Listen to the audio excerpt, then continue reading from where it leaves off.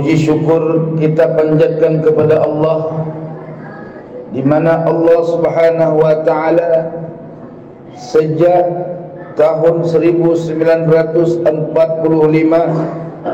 Allah tetapkan bangsa kita terlepas dari penjajahan. Dalam bahasa Arab, penjajahan adalah salah satu perbuatan perbudakan yang mesti dimerdekakan. Kemerdekaan dalam bahasa Arab ada dua. Ada yang disebut dengan istiqlaliyah, ada juga yang disebut dengan al-hurriyah.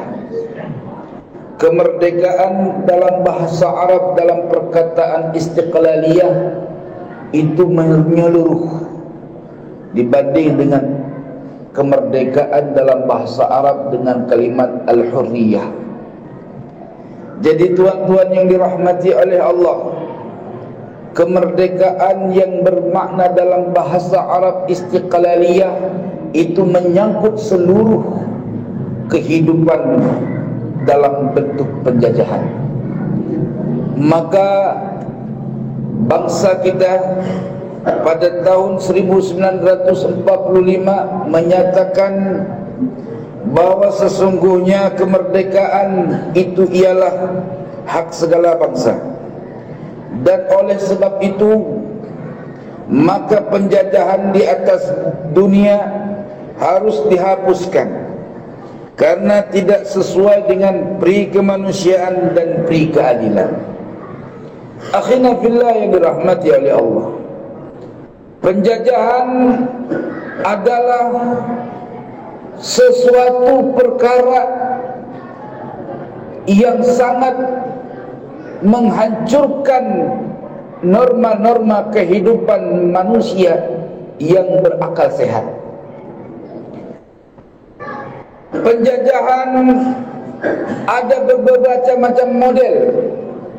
Penjajahan negara, penjajahan ideologi, penjajahan sejarah, penjajahan ekonomi, dan lain sebagainya. Segala bentuk penguasaan terhadap suatu bangsa, terhadap suatu generasi dalam suatu bangsa, itu adalah penjajahan. Membiarkan diri dari kebodohan juga adalah penjajahan terhadap diri sendiri. Maka akhina billah yang dirahmati oleh Allah, penjajahan negara telah Allah berakhirkan di Republik Indonesia sejak tahun 1945, dan kita mendirikan negara yang berdaulat dan berkonstitusi, berkiblat kepada pedoman Pancasila dari mulai sila pertama sampai sila kelima. Juga kita mempunyai Undang-Undang Dasar 45. Lengkap sudah Indonesia menjadi sebuah negara yang berdaulat. Kita punya prajurit TNI baik darat, udara. Kita punya juga kepolisian yang menindak segala bentuk pelanggaran pidana. Ini adalah syarat menjadi sebuah negara. Bila negara tidak punya TNI, tidak punya tentara, tidak punya prajurit, maka gagal menjadi sebuah negara.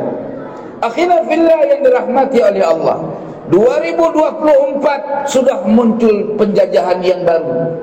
Yang kita tidak tahu penjajahan ini ternyata generasi daripada penjajahan yang diadopsi dari zaman Belanda. Apa penjajahan baru hari ini? Penjajahan sejarah, pemalsuan sejarah, pemalsuan makam, dan pemalsuan data dan sejarah yang lainnya. Indonesia ini dari Sabang sampai Merauke kita bersatu.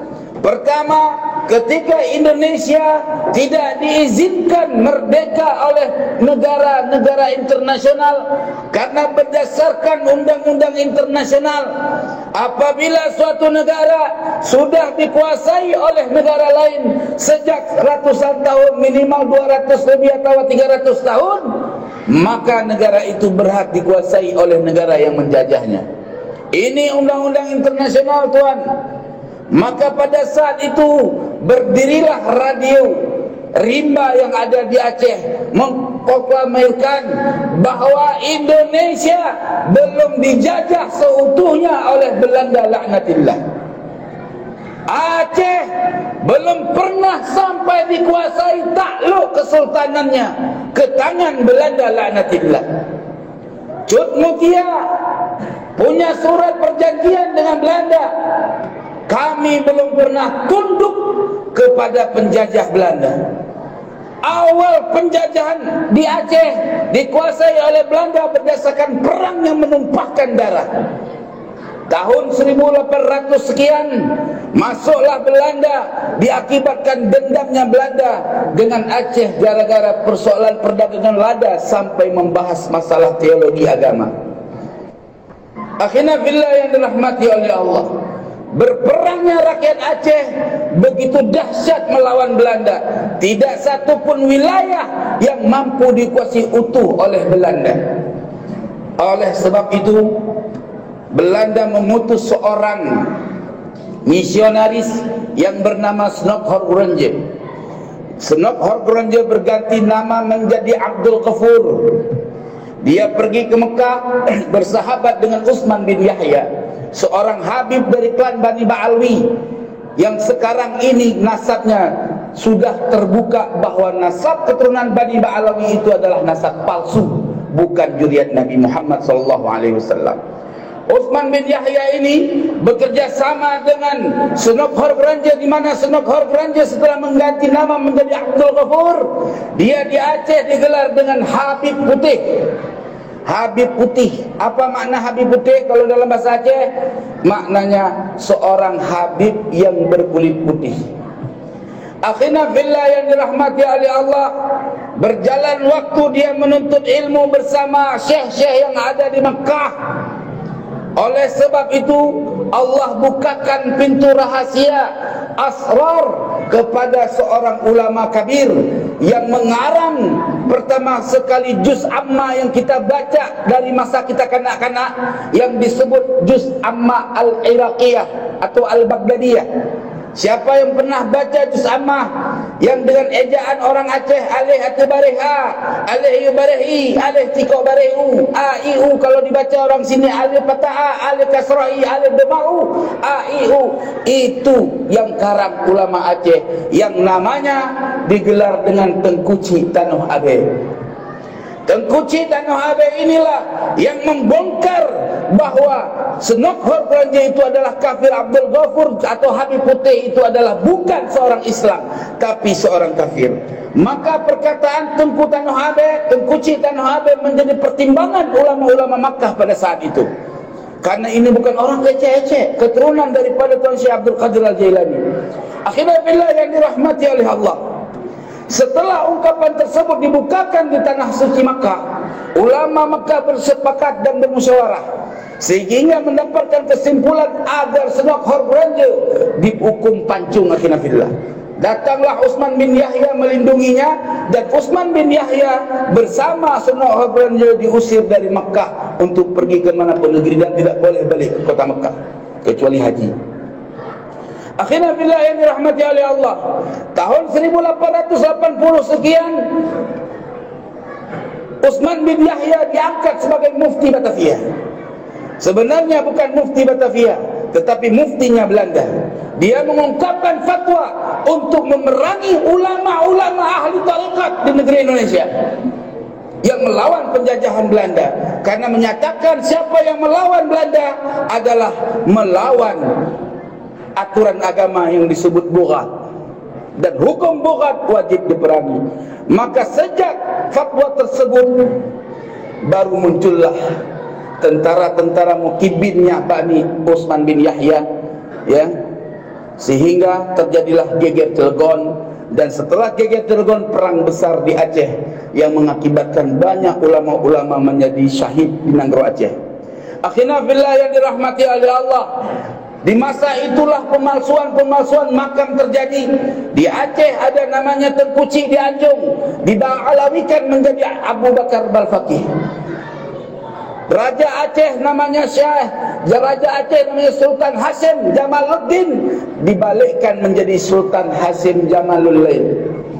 Ini teman-teman yang dirahmati oleh Allah adalah gerakan-gerakan pemalsuan sejarah yang kemudian bertujuan akan menguasai negeri ini menjadi mereka yang memiliki negeri ini. Mereka palsukan makam-makam. Mereka akui semua raja-raja yang ada di Pulau Jawa sebagai keturunan Ba'alawi. Ada yang menjadi Asgaf, ada menjadi bin Yahya dan lain sebagainya. Dan ini terbukti daripada hasil penelitian dan berapa banyak sudah makam-makam dibongkar. Akhina fillah yang dirahmati oleh Allah, kemerdekaan bagi seorang bangsa itu berdiri di dalam darah yang mengalir di dalam darahnya. Saya Tengku Mudakari bin Abdurrahman adalah merupakan anak cucunya daripada Panglima Perang Aceh yang namanya Tengku Panglima Mudakari. Panglima Perang Mudakari punya abang Panglima Perang Tengku Mudaganto. Tengku Mudaganto punya saudara namanya Tengku Cik di Tunong yang syahid ditembak Belanda di Luxmawiyah Kinafillah yang dirahmati oleh Allah. Panglima Perang Tengku Mudaganto menikahkan Cutnya Mutia dengan suami yang kedua yang bernama Tengku Cik di Tunong. Dan kami adalah orang-orang yang merupakan keturunan daripada pahlawan Aceh. Maka tidak ada takut pun kami untuk menyampaikan bahawa Ba'alawi adalah merupakan pemalsu sejarah dan pemalsu daripada keturunan Nabi Muhammad sallallahu alaihi wasallam. Akhina fillah yang dirahmati oleh Allah, la takhaf wa la tahzan, innallaha ma'ana. Jangan pernah takut menyampaikan kebenaran walaupun nyawa akan melayang. Hari ini adalah hari kebangkitan bangsa Indonesia.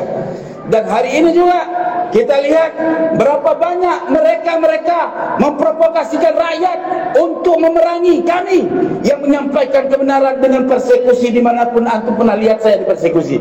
Dan kemarin di Karawang, ulama ahli sunnah wal jamaah, Nahdlatul Ulama, pengurus daripada MWC Cikarang Utara yang bernama Kiai Ihsan beserta Banser diserang oleh kaum-kaum mukimin yang tidak senang membongkar nasab Bani Ba'alawi sebagai nasab palsu. Inilah yang kemudian zaman dulu disebut dengan londo ini. Maka khilafillah yang dirahmati oleh Allah, inilah khutbah yang tidak pernah saya takut untuk menyampaikannya walau diserang sama para mukibin. Akhina fillah yang dirahmati oleh Allah, saya berdiri atas kebenaran dengan ilmu yang saya dapatkan dan dengan ilmu yang saya teliti. Maka oleh sebab itu khutbah ini adalah merupakan khutbah membangkitkan semangat kemerdekaan bagi bangsa ini. Kita ingat bagaimana pahitnya bangsa Indonesia dijajah oleh Belanda. Jangan sampai anak cucu kita dijajah oleh Bani Ba'alawi yang semakin lama semakin beredar. Banyak di antara kita, banyak saudara-saudara kita, kiai-kiai kita dipalak hartanya, diambil hartanya, bahkan berapa banyak oknum-oknum mereka yang memperkosa anak cucu bangsa ini. Akhina fillah yang dirahmati oleh Allah, na'udzubillah summa na'udzubillah.